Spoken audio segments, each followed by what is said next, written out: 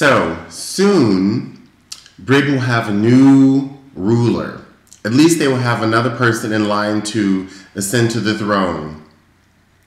The Duchess of Cambridge has been admitted to the hospital. Coverage of her pregnancy and birth will probably repeat just like the first one.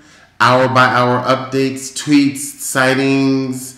Last time, unfortunately, there was a huge scandal with one of the staff members who took her own life after having unwittingly participated in a prank from a radio DJ host in Australia.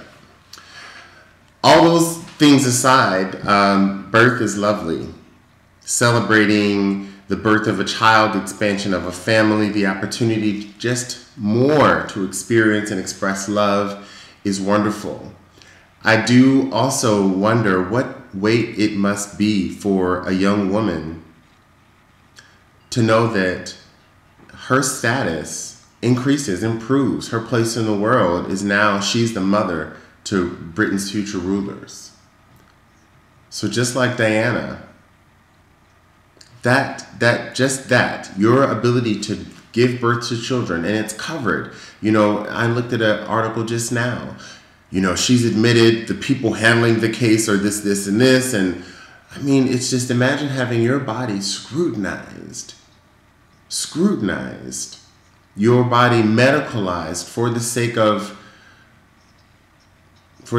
power. At the same time, of course, there are reports around the world about how difficult it is to establish basic health care, basic surgery health care, repairing bones, birthing, and that sort of thing within 2 hours of every person on the planet. Impossible.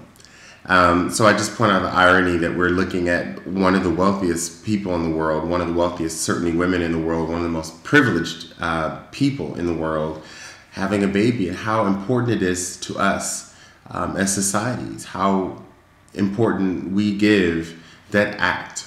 And for me, it instantiates that patriarchy is in play, that this is the norm.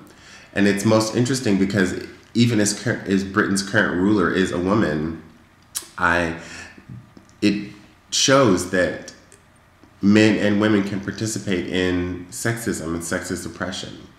And the ideal of ruling in this way is very, very, a very sexist patriarchal idea, that it must be upheld, and that a woman's worth and ability to to give progeny to the next rulers in this instance, I think makes that most visible, which is why it's so disturbing to me that we celebrate this so uncritically. I look in the United States and they talk about gay marriage in terms of, what's happening right now in the Dutchess of Cambridge. The whole point of marriage is that this can happen. And so we use and we idolize these figures to say, look, they're having the normal standard family. And it's openly what many Britons I've talked to will say is the issue here. We idolize them for whatever reasons. They symbolize power, and we idolize power. Just like, other people idolize Madonna or Michael Jackson, whatever. And how Michael Jackson parodied power. So it's interesting that we hold tight to the ideals of marriage, and that marriage is still very much about a very narrow way of looking at procreation, because we really are talking about a traditional, homemaker style mother. And I'm not trying to call the Duchess of Cambridge a homemaker.